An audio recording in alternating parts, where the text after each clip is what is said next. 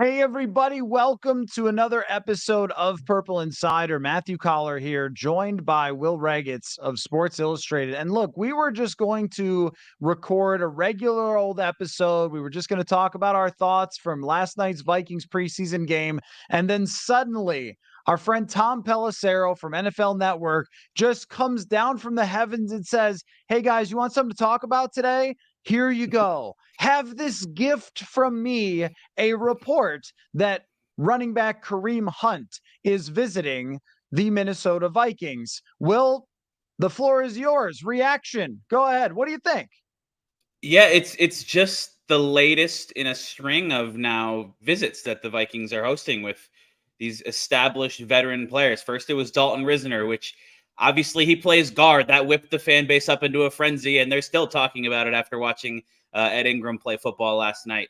Then there was Ronald Darby, which Ben Gessling of the Star Tribune broke, a cornerback who's been 7-8 years in the league and has been a proven start. He's dealt with some injuries, but that was another visit. And now Kareem Hunt. And it's like this is another position where the Vikings are a little bit unproven. It's true at guard. It's true at cornerback. It's true at running back. And I know that people are, hey, Alexander Mattison is just going to step in and be the starter and everything will be roses and great. But we haven't seen him be the starter before. So it makes sense to me, at the very least, that the Vikings would consider just taking a look. Kareem Hunt played in the NFL for 6 years.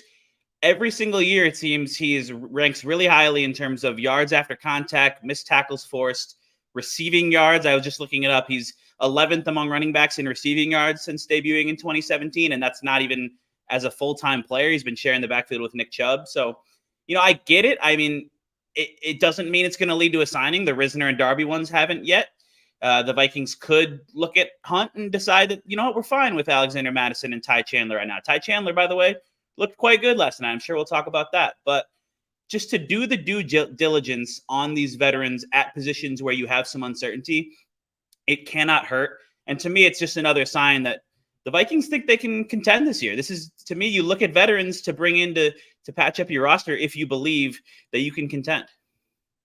Well, I think they should be very happy with how training camp has started overall. I mean, with Jordan Addison and people finally got to look at him, what we've been seeing every day in practice, making the catch that he did along the sideline. But when you see that and the offense coming together, Brian Flores causing all sorts of problems on the defensive side, you could see where the front office, the ownership, the coaching staff would start to say, you know what? We might have a division champion here on our hands if some things go right. And we'll talk about the things that could go wrong as well that were on display in the preseason game, including, you mentioned, Ed Ingram starting, which I thought, I mean, best guess is that that's a message to Ed Ingram that he's going to have to pick that stuff up the way that he's playing, or they're going to find somebody to replace him. And that may have been part of the whole Dalton Risner kind of thing is, do you want to see a little bit more, see some of this preseason action, knowing that you can always circle back and potentially sign him? But staying on Kareem Hunt,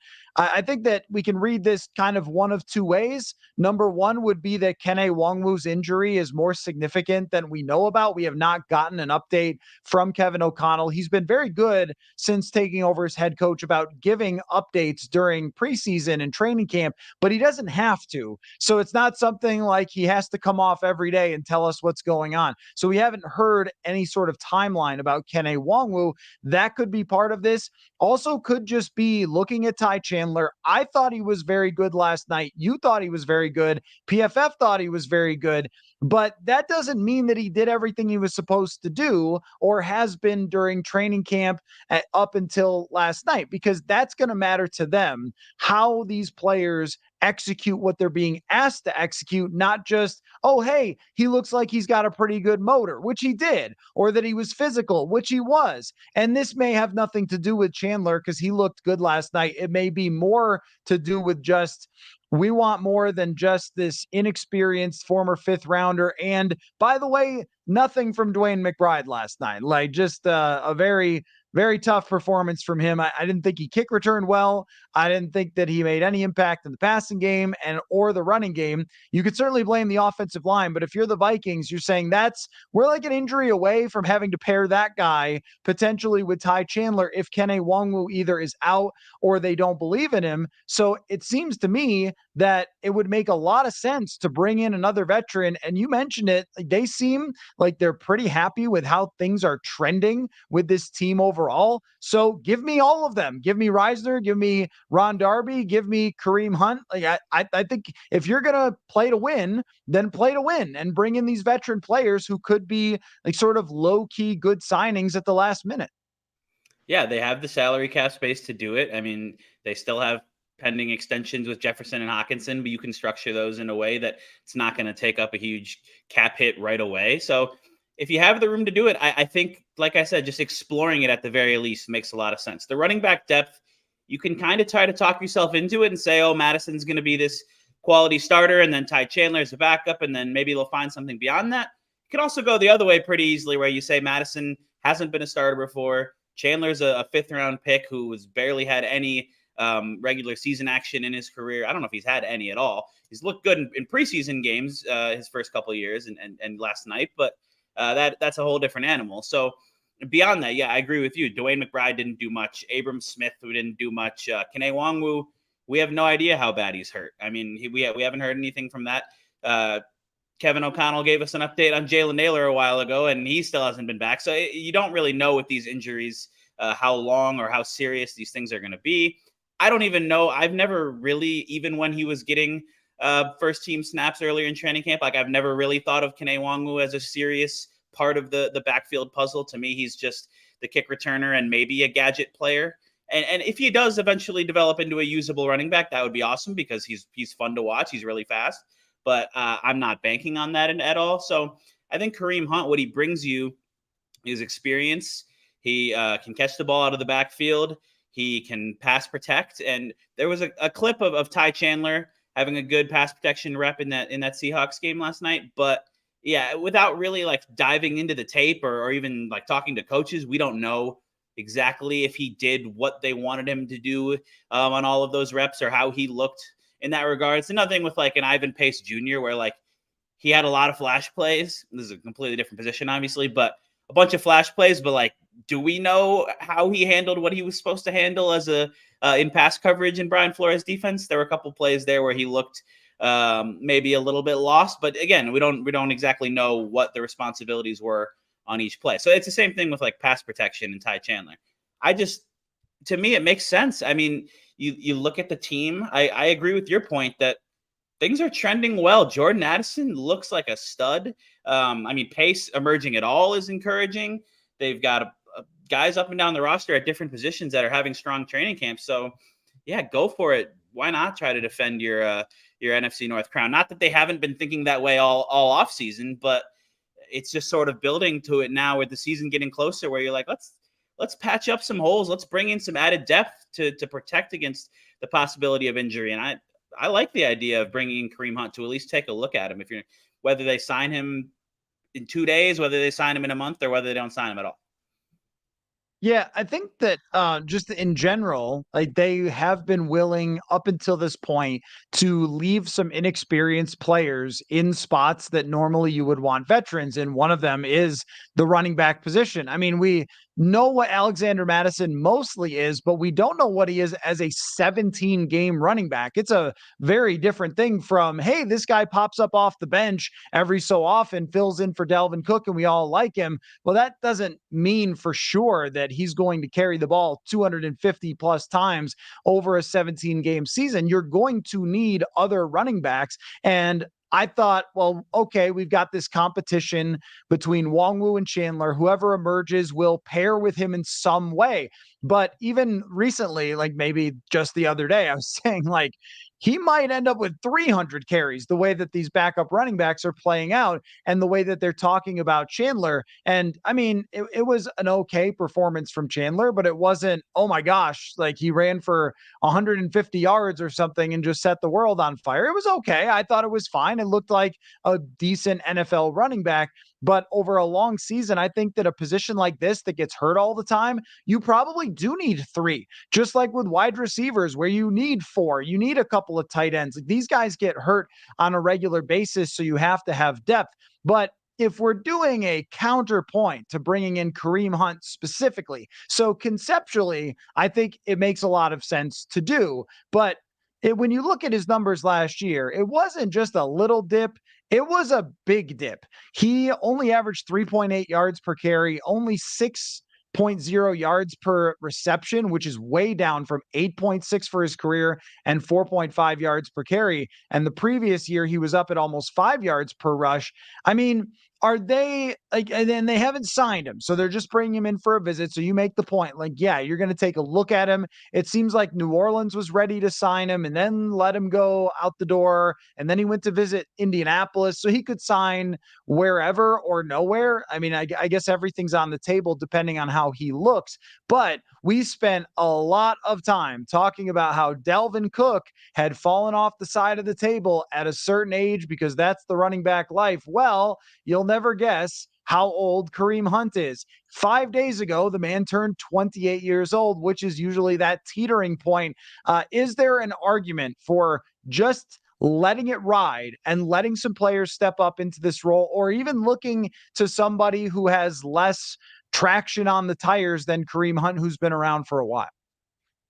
Yeah, for sure. There definitely is. I mean, I think the nice thing about the running back position is whether it's a younger player, whether it's a veteran like Kareem Hunt, they're really not going to cost that much at this point. I mean, we're not talking about Jonathan Taylor here, trading for him. Like, I think Kareem Hunt, you could maybe make the case that it's just kind of one down year, and you look to his track record and say, all right, 28, he's not quite 30. I mean, he was in that same vaunted 2017 running back class with Dalvin Cook. But for his career, I mean, he's been 4.5 yards per carry, like you said, big time receiver out of the backfield. His PFF grade in every year up until last year had been at least 74. Last year was 67, which is still fine. He still had some decent yards after contact numbers and things like that. So I don't know if that's like with Dalvin Cook on a broader scale. I don't know if that's a 1 year dip and then they'll bounce back this year, or if that's the start of a kind of longer downturn. I'm not sure. I think you could definitely make the argument that the Vikings should roll with Mattison, with Chandler, who's younger, keep looking at like the Abram Smiths of the world, or maybe even slightly higher caliber, younger street free agents at running back. I also think you can argue it both ways because of Hunt's experience, because of what he would bring in the passing game. To me, it's just like they did this with Reisner, they did this with Ronald Darby. It's just, why not? Take a look at these players, bring them in. Kevin O'Connell said with Reisner, you use it to kind of get to know the player. You can put them through a physical. You can just kind of have their number in your phone on speed dial. It doesn't mean you have to sign them right now, but then if they don't sign somewhere else and they're still available at some point down the line, you have that relationship and you know what you would be getting to some degree. So it's much easier to then make that move and have a sense of comfort and familiarity with who you're bringing in.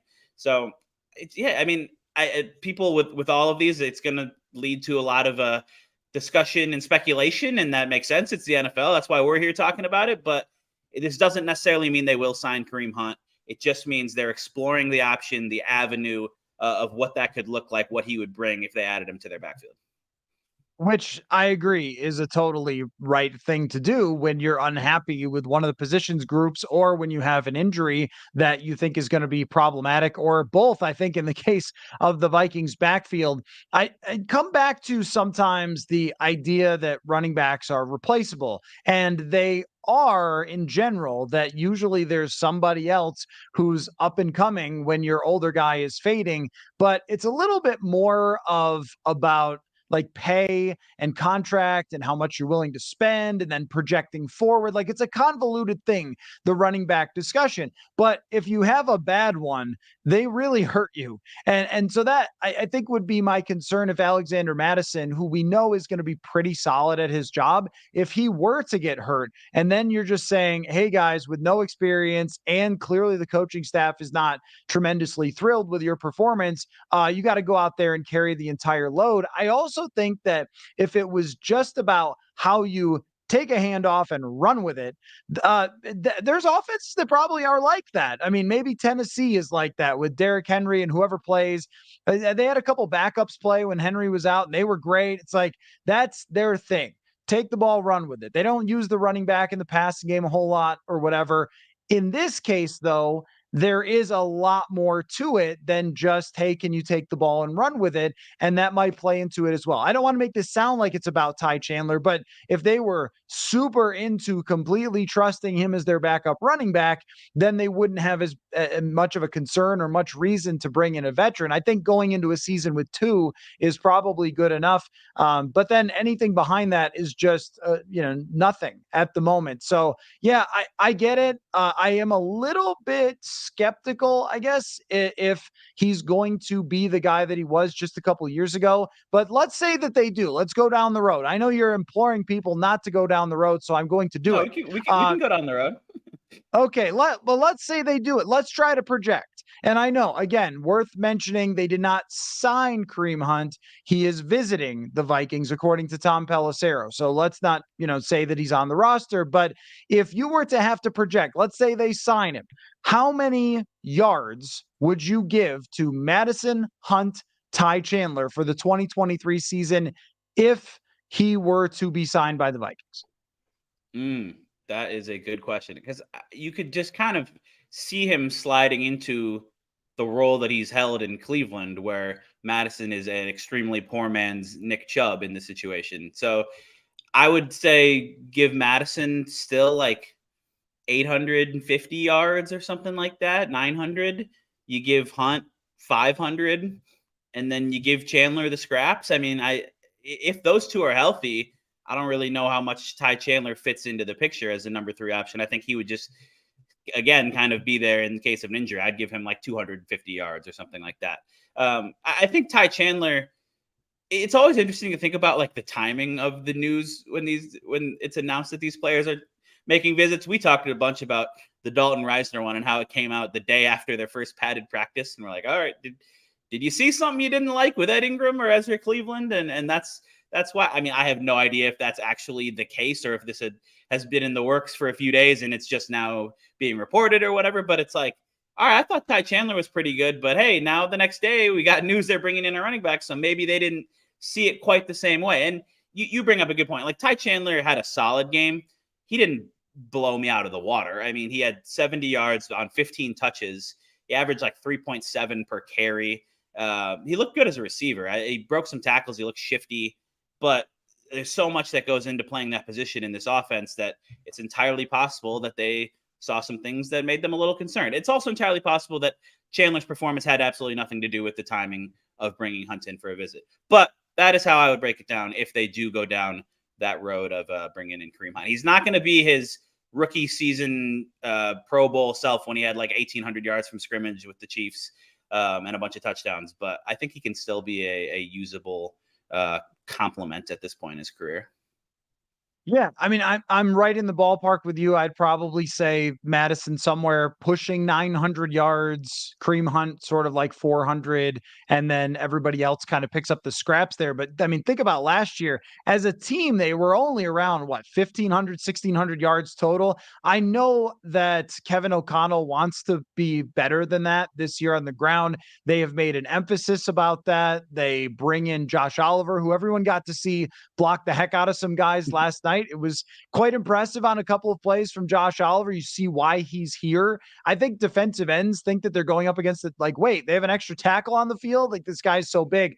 But it's very clear that they want to be better in the running game. So this could be a part of that. And it's very hard to know whether it's connected to Ty Chandler or not. I'm, really just going back to a comment from Kevin O'Connell where he said that there are still times where Curtis Montkins, their running back coach, has to go up to Ty Chandler and say, hey, that's not what you were supposed to do on that play. And him telling that little anecdote is stuck in my mind of, well, maybe they don't think he really has the offense mastered, or at least enough to be in this position where they would rather have a veteran that they can trust. And we do kind of always look back to what the Rams did to get O'Connell's influences, and they would do stuff like this. They brought in like Sony Michel, somebody who is kind of washed up, and they got maybe a good year out of him, or he was a contributor for them, maybe on the team that won the Super Bowl. So they've kind of looked to players like that maybe just can be a contributor. So I think it's fine. Out of the 3 guys that they've brought in, Will, Ron Darby, Dalton Reisner, Kareem Hunt, which one of those guys, if I said, Will, Kwesi just called, Here, oh, he's on the phone. He wants to know, Will, I can only sign one of these guys. Who would you sign? Which one? Give me your advice, Will. All right, Quasi. So I was curious when you were starting that, if you were going to ask me which one do I think will sign, or which one would I choose to sign. I think the one I would choose to sign would be Dalton Risner. I just think he has a chance to be make the most positive impact, the biggest impact of those three. I think I just, with Darby, I don't know, with the injuries, like I don't know if he's going to be healthy. And you can make a case for all three. I would go Risner just because, man, last year was already really rough for Ed Ingram, and then he came out in his first preseason game this year, and I'm sure the Vikings were hoping to see him kind of start to take that leap. That's why he was the only starter who was playing, because they wanted to get him more reps and see him, and like you said, maybe send a message. And I don't know, I have to watch the tape back, but it didn't look great. And so I think, especially with all the hits Kirk Cousins took last year and the importance of the interior pressure and what it can do to him, I just think Risner has a chance to really have the biggest impact of those three. Now, he only played a couple snaps, but did you look at Ed Ingram's PFF grade? Yeah, was it in the 40s or so, as usual? It sure was. Yeah. It sure was, as it was all of last year. So I think I mean, I 100% agree with you. I don't necessarily need a running back. The cornerback, I do think they might need a, It's and we want 52.1. 52.1. We'll give him that. that was great. His overall grade. Pass blocking was in the 40s. And again, it's only a handful of snaps, but still not at all what you want to see from somebody who's getting a message sent his way. So to me, the offensive lineman is more important if they can get him in here, especially somebody that's proven over the years. But I would go for all three. Can I throw out a completely idiotic idea that wouldn't it be crazy if this happened to you before we get more deep into the weeds of how people played last night? What if Jim Irsay called Kwesi and he was like, but we are so sick of Jonathan Taylor. How about like a third and a second in 2025 for Jonathan Taylor? You guys want him? Oh, man. I mean, you'd have to at least think about it. That's how good Jonathan Taylor is. But it would really shock me. And a couple people have tweeted this idea at me. It's not that ridiculous at this point in the offseason to think about, but I can't see Kwesi making that move, just with the running back position being what it is and the fact that you have to pay him.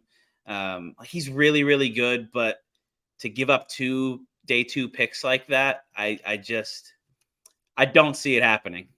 Never say never. Crazier things have happened, but that one would really surprise me. The one other thing I would say on Kareem Hunt, by the way, is that Kwesi Adofo-Mensah was in Cleveland, so there's some familiarity there. So that could also be a slight factor in this. But yeah, with Taylor, I don't know. Do you see that as a tiny possibility? No, I don't. But at the same time, I would have never guessed that the San Francisco 49ers would trade as much as they did for Christian McCaffrey. And the one thing that you're getting out of Jonathan Taylor is you are getting him in his prime. And with a running back, they can make a massive impact when they are at their absolute best. And he is 1 year removed from an 1,800-yard season. There would be a little bit of the, I mean, look, Andrew Booth Jr. and Ed Ingram were second-round picks. Sometimes we treat second-round picks like it's always going to be the next DK Metcalf or something, and sometimes it's not. And so were Eric Kendricks and Brian O'Neill and some and good Dalvin players Cook. like that. And Dalvin Cook, yeah. Yep, certainly. But you're right. You don't have the money. You don't have the money in the future to pay him. And he's going to want a contract that goes along with it. It's not realistic. I just wondered, like, that's sort of how much Viking football are you snorting right now after watching a preseason game and just getting excited about training camp? Because, are you like, hey, what if they just traded for this great running back and then whatever? But it's probably not a good idea to do. If their defense was legit, though, I actually might argue yes, because everything is about, to me, I start looking through everything in sort of an expected points added. Like, how many points do you add?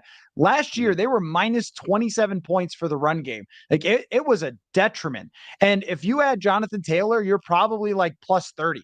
If you can swing your point differential by 50 points with a running back, I think you want to do that if you are in a position to win because you have a complete team, which they don't. So let's talk about some of those parts as well. We've addressed Ed Ingram, but how about the secondary and what we saw from them last night? Mekhi Blackmon plays quite a bit. Caleb Evans. We saw the return of Lewis Cine, which did not, in my mind, go particularly well. Your reaction to the young secondary that was very much under the microscope in the first preseason game? Yeah, it really just solidified for me that those two guys, those top two picks from last year, are not in a great spot right now. And it's not looking very good for Kwesi Adofo-Mensah's first draft. We already talked about Ed Ingram. Maybe Brian Asamoah and Ty Chandler will become the saviors. But it's not looking good for Lewis Cine and specifically Andrew Booth Jr., I would say, who has never, throughout training camp, despite what the unofficial depth chart that's completely meaningless might say, he's never been in the mix for a starting cornerback job at this point. He's just really far from that. To me, he's at best right now the fifth cornerback behind your three starters and Jawan Williams, who had a nice pass breakup in the end zone. The fact that Booth was even playing where he is not where you want to be as a second round pick going into your second year. Like Mekhi Blackmon and Caleb Evans got the first half. They are clearly the starters, along with Byron Murphy, who was never going to play last night. It was Booth and it was Jawan Williams in the second half playing with the 3s and 4s, which shows you where they are. He was playing with like Jalen Williams, the undrafted rookie who had an interception, and could find himself above Andrew Booth Jr. on the depth chart at some point, even if that sounds crazy to say. And it was Booth, the one real like kind of microscope rep that we saw. He's getting cooked off the line of scrimmage by somebody named Jake Bobo, who's I believe an undrafted rookie out of UCLA, for a touchdown. And it's just not a good place for Andrew Booth, man. And I still, to some extent, want to believe in the college tape and the athleticism and the dog in him mentality that he brings. But when you can't stay healthy, and when you are healthy, and this is what it's looking like after the 2-game sample size we saw last year against the Bills and Cowboys, which was admittedly a tough assignment for him. It did not go well at all. It's just, I've been thinking this for a while now, but I think you kind of just have to forget about Andrew Booth to some degree. And if he surprises you, then that would be great. But at this point, it's like, does he even make the roster? I think he does, because he's a second round pick in his second year. But what if you want a roster spot for punt gunner extraordinaire Najee Thompson, who made a couple great plays? Like, I don't know, man. I just don't know. With Lewis Cine, I didn't think it was like disastrous or anything. I think PFF did not like what he did as a run defender, but he had a couple plays where he flew to the ball and you saw some of that burst and closing speed that he's supposedly known for. And he's making the roster for sure. I don't think he's in as quite as dire straits, but at the same time, he's not in the mix to start at safety. He's firmly fourth and has been all camp behind Smith and Bynum and Metellus. So that was kind of solidified for me. I thought Blackmon did some nice things. He had a rep on a slot fade where he was all over it. That looked promising. Evans had a couple tackles where he didn't use his head, so that was good to see. And to me, it just kind of solidified at the cornerback and safety spots everything that I had already been thinking. And we saw some 3 safety looks from Brian Flores too, which was fun. And with the Caleb Evans, nothing changed. Nothing has changed with the Caleb Evans since OTAs. I mean, they decided this is going to be our guy on the outside, and they have ridden that all the way through. And Kevin O'Connell had a lot of praise for Caleb Evans the other day when I asked him just about why they liked him from the outset. And you see his length, his natural athleticism, how good he is at staying with wide receivers. I don't know if he could play the ball yet, and he didn't get the ball thrown his way really at all. I don't know if he had a single target last night because Drew Lock was doing Drew Lock things. But Blackmon, had some kind of ups and downs. He needs the experience maybe more than Caleb Evans does.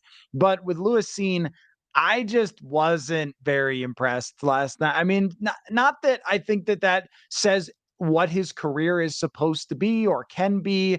He can have a long career. He's still very young. They're not going to kick him out of the league after this year. He's going to have a whole other season to stay behind these guys, potentially get some opportunities to get in games, play special teams, and there might be a really nice, warm development story there. But in the time that you and I have covered the team, if year two there aren't signs of that, it certainly raises an eyebrow. I mean, like with Christian Darrisaw, ups and downs in the first year, but then the second camp, he comes in and everyone's going, whoa, that guy, he's over there. And I know there was like a social media clip that went around of Nick Bosa beating him. We had a front row seat for him and Nick Bosa, Darrisaw going at it in those joint practices. And he was doing, I thought, great against the best pass rusher in the league. And so you saw it like, oh, there it is. There's that big jump. And we haven't seen that from Ingram. And we certainly haven't seen that from Booth Jr., not even anywhere close, not even a flash. And to me, Cine had a nice tackle early in the game, but there isn't like this quick trigger that's supposed to go off in the great safeties' heads. And there's no way to resolve that. It's like what you see from Harrison Smith when he plays is a no hesitation flying to the football. And I also think that Harrison Smith, if he's wrong, he's going to be wrong hard and he's going to be wrong fast. And I think he's even said that in the past. Like sometimes you have to just be like, well, I'm going to take a shot at this. And if it's not what I was supposed to do, then oh well. I see hesitation in Cine's game. You see how fast he is, like running wise, but I just see hesitation there. Was there anybody else on the defensive side that stuck out to you that you either did or did not expect to? Well, I mean, of course, we have to talk about Ivan Pace Jr. and get your reaction there because suddenly the tape grinder Illuminati has started watching Ivan Pace and is, showing all the highlights. So aside from him, though, we talked a lot about him last night in his great game. Was there anybody else that you said like, oh, this is really notable that this player played a certain way?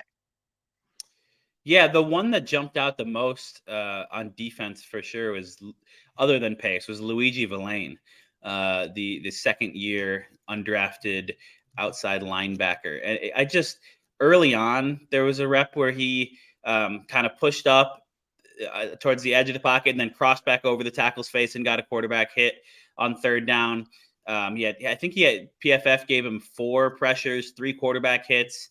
Late in the game, he hit Drew Lock's arm and forced a fumble. The Seahawks recovered it, but credited with a sack. He out of every pass rusher that was in that game, for sure flashed the most. And we didn't see a whole lot of like Patrick Jones. I think he played a couple series early and was fine. And Luigi Villain is certainly still behind Patrick Jones and probably DJ Wanham as well on the depth chart. But with Wanham specifically, I don't know. Villain, I think, would be one to watch in that kind of OLB 4 competition. If we're assuming Jones is safe as number 3, you would like to have some additional depth there. We've been talking about these visits with Darby and Reisner and Hunt. Like there's another position outside linebacker where it wouldn't shock me if news came across the X.com one day where it was, hey, the Vikings are hosting blank veteran outside linebacker for a visit, just because pass rush is so important and having depth there. And what does it look like if Danielle Hunter gets a little banged up and misses a month? Marcus Davenport's never played 500 snaps in a season or whatever it is. And Patrick Jones is unproven and DJ Wanham has 12 career sacks and he hasn't been blocked on any of them. And it's like, I don't know. That would start to look really dicey. So if you could have Luigi Villain sort of emerge, not as some like plug and play huge contributor, but as just kind of watching his development arc in his second year. There's a reason he made the roster as an undrafted rookie. I mean, that tells you something right away that he made the roster last year, and he had some nice numbers in his 1 year at Wake Forest. And so to me, that was the guy who jumped out defensively. And Pace as well was just the flashes of downhill run defending, shedding blocks, blowing up blocks, evading blocks. Just the run fits were fun to watch. Coverage, as I sort of mentioned earlier, is something we need to see more from him. But that dude is, I mean, he's obviously making the roster. He's pretty firmly the number 3 inside linebacker right now. So that's a fun story. Yeah, I mean, I think that it looks to me like he's just straight up past Brian Asamoah, and he's going to start with Jordan Hicks. I mean, do you feel that way, or do you still think that Asamoah is in that? No, I don't feel that way yet. I think it's entirely possible, and I think I never expected it to even be a competition, and I think it may well be a competition. But to me, Asamoah is still kind of locked in as that starter for now.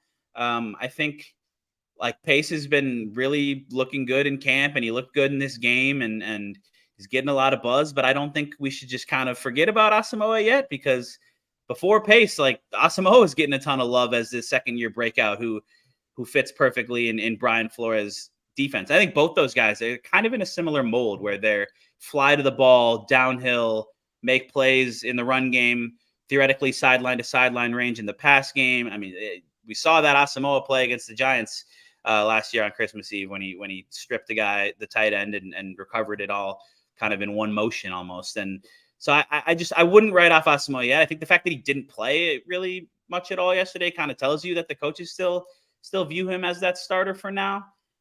Like they're a similar mold, but to me, there is a reason, even if it doesn't mean much in the competition at this point. There's a reason one was a top 70 pick and one wasn't drafted. Asamoah is a little bit bigger than Pace. He's like 6 foot compared to 5'10". He is a little bit more athletic than Pace. He's like a high 9 RAS guy, relative athletic score, whereas Pace is somewhere in the middle. And the size is a big part of that, but also Asamoah is just a slightly more elite athlete when you look at the 40 and the 10-yard split and the agility and explosiveness and all those combine drills.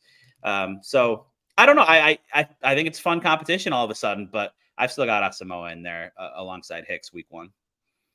See, I'm very curious if Asamoah didn't play because of some injury. Because well, no, I've lost all the nights. It must be Tuesday night practice. Yeah. He was not out there for practice, but he was in his pads, just wasn't doing anything. So I wondered if that was the reason he didn't play, because I would put him among a lot of other guys that are completely unproven on this roster that are 2022 draft picks. Since we saw Ingram out there, Cine, Booth Jr., I would have thought he would have been in that mix. But of course, until we have confirmation of why he didn't play, or until we don't see him practice again when we get out there tomorrow, we can't say 100% for sure. That was just my interpretation. But I also think that Ivan Pace, even if you say that Asamoah is a better athlete, that's true. But I don't know that the linebacker position is really about that. I mean, and Pace is fast on the field. Like we saw Mhm. that. He's Oh, also no doubt. violent on the field. Like I compared him to like a Wolverine last night. Like, he was just violent, going at like those guards wanted nothing to do with him. He was just going after them. And I think that his instinctual nature, his reckless abandon type of play in a good way, how physically he plays, they are both very undersized. It might come down to which guy can make more of an impact in those run fits and prove that they can play there. I'm not sure, because we are still a month away from the start of the season. This competition is ongoing. I'm just leaning toward Ivan Pace at the moment, having that job next to Jordan Hicks when we start the season against the Tampa Bay Bucks. Yeah, and it would not shock me at all because, like you said, Brian Asamoah is not like some fifth year proven starter. He's a second year guy who played like 200, 300 snaps down the stretch last year. So yeah, I think it's a competition, and I think it'll be fun because both of those guys bring an exciting element of just speed and downhill ability. And you're right that like Asamoah has as I said, Asamoah has a little bit of a leg up in just like the relative athletic score. But what's most important in playing linebacker in the NFL is having the instincts and the awareness to diagnose plays, and then having the ability to just go make them. And that doesn't, it's just going to come down to who can do that at a higher rate. It's not going to come down to who ran a better 40. So I mean, Pace had a more prolific college career. He was at slightly smaller schools than Oklahoma for Asamoah, but I mean, I don't know. Like it's right there. I think I would still lean towards Asamoah. I keep forgetting to like pronounce his name the right way, but um, it would not shock me at all if that ended up being Pace's job in week 1. Just he's fun to watch, man. That play where he blew up the right guard and basically tackled the running back with the right guard, like that's not a play you see from a lot of 5'10", 230-pound guys. So, yeah, that's going to be something to watch. Joint practices, these next couple preseason games, and yeah, hopefully we'll find out soon. To your point, if Asamoah is dealing with some sort of injury. Okay, last thing for you. Little bit of a game here. We all saw what Jordan Addison did. I've Yep. tried to describe him on the show numerous times, but people just needed to see it. Like that's what we've seen right there. That catch that's super hard to Every make, day. and yet doesn't look that hard for him to make it. Here's what I'm going to do. I'm going to start giving you yardage totals, and I'm going to go up and up and up, and you tell me when to stop. It's like the Price is Right game for Jordan Addison for this year. Okay. So we'll start with 250, Keep 300, Just keep 350. going. Keep going for a little bit. That's not how the game works. It just goes, Okay. it just goes, it goes. Like you've seen Price is Right, right? I don't know if I have. Oh my gosh. What did you do when you stayed home from school as a kid? You didn't watch Price is Right? No, I watched like Nickelodeon, like on Cartoon Network, Disney Channel. Well, I didn't have cable growing up, so I watched Price is Right. And there's a game that they play where it's like I think it's a little yodeler or something. He's climbing a little mountain, and then you have Mhm. to say stop, and you try to get close to the price of the car. So Oh, that's anyway, like the thing all they right, do at the Twins game. yeah, You know, okay, yeah. same thing. That's where they Okay. got it. Anyway, all right, we were at 350, 400, Yep. Keep going. 450, 500, 550, 600, 650. 700, 750, All right. I'll stop you there. I'll stop you there. oh, okay, we're 750. stopping at 750. I mean, that right there, I'm drinking a Diet Dr. Pepper. You are drinking, I believe it is Kool-Aid with Jordan Addison's name on it. 750 yards is a lot. Well, yeah, it is a lot. You're right. And that might be too much. But I mean, Stephon Diggs had like 700 yards as a rookie. Justin Jefferson is a very different comparison. He had 1,400 yards as a rookie. I think it'll all come down to role. I think if Addison becomes that number 2 receiver and he's out there basically every single snap, and like KJ Osborne comes onto the field when they're in 11 personnel, I think he can do 750 because I think Justin Jefferson's going to get a lot of attention. Obviously, Jefferson's going to get his yards, 2,000 of them or whatever.